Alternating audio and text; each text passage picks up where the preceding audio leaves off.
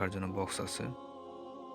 জামাত শেষ হওয়ার পরে যখন কেউ পরে আসে বা জামাত চলাকালীন শেষ পর্যায়ে আসে, তারা পিছনে জামাত করে।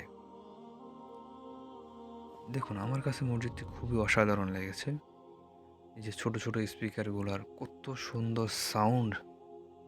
আপনি যখন কোরআন তেলাওয়াত শুনবেন, আপনার শুনতে ইচ্ছা করবে।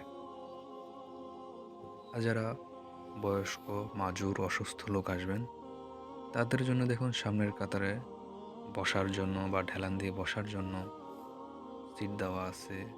২-৩ কাতার পরেও এমন ব্যবস্থা করা আছে, যাতে কোনো অসুস্থ ব্যক্তি আসলে তার জন্য চেয়ার খুঁজতে না হয়। সে এখানে বসেও নামাজ পড়তে পারবে, অথবা কেউ ঢেলান দিয়ে বসেও নামাজ পড়তে পারবে। মসজিদটি দেখে আপনাদের কেমন লেগেছে কমেন্ট করে জানাবেন। ইনশাআল্লাহ সামনে এই ধরনের আরো অনেক ভিডিও আসবে।